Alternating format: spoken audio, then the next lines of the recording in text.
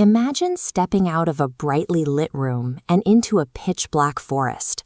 For several minutes, you are entirely blind, completely stripped of situational awareness. While your pupils dilate to let in more light, this mechanical reflex provides only a fraction of the sensitivity required to see in total darkness. This diagram shows the anatomy of the human eye. Your ability to see in low-light environments is controlled by the rods in your retina. These rods rely on a light-sensitive chemical called rhodopsin to convert faint photons into electrical signals your brain can process. Rhodopsin is highly unstable. When your eyes are exposed to sudden, bright light, that chemical is instantly destroyed. This is called photobleaching, and it immediately resets your natural night vision back to zero. Once you return to the dark, that rhodopsin has to rebuild from scratch. It takes a full 30 minutes in total darkness for the chemical to completely regenerate and restore your rods to their maximum sensitivity. Because human night vision relies on this slow, inflexible chemical reaction, you cannot rely on your biology in dynamic environments. Operating effectively when the lights go out requires technological intervention. To bypass our biological limits, operators use analog devices like the PVS-14 monocular. Unlike digital cameras that suffer from processing lag and poor sensor sensitivity, analog tubes amplify ambient light at the speed of light, providing a zero-latency image. Look at this cross-section of an analog tube. Light enters the objective lens, hits a photocathode, and eventually strikes the internal phosphor screen to create the image you see. Because it is so sensitive, concentrated light will permanently damage that screen. The front lens acts as a magnifying glass. If left exposed during the day, it will focus ambient sunlight into a hot, intense beam that burns through the internal components. The tube can be ruined even when the unit is completely powered off. The same physics apply when you are actively using the device.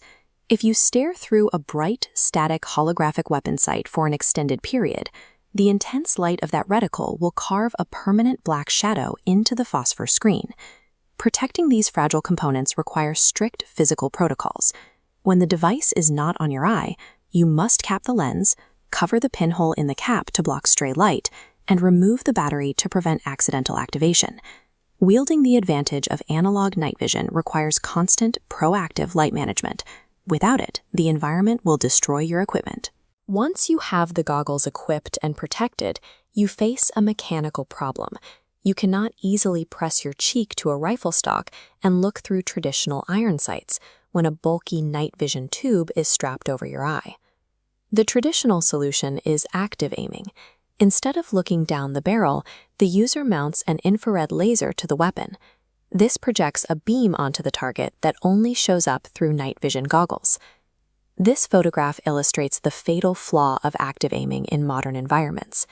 If you are facing an adversary who also has night vision, that infrared laser acts as a blazing visual beacon. It traces a straight line right back to your exact position. To survive against near-peer threats, operators use passive aiming. This requires mounting a night vision-compatible red dot or microprism optic high enough on the rifle so the user can look directly through it with their tube, emitting no laser beam forward. However, passive aiming has its own constraints. To prevent the glow of the optic from creating a forward light signature, and to avoid burning a shadow into your own tube, the reticle must be kept at the lowest viable brightness setting. Against a similarly equipped threat, relying on an active laser will immediately compromise your position. Mastering passive aiming is a non-negotiable survival skill. Let's test how these layers interlock. You are currently in a brightly lit room.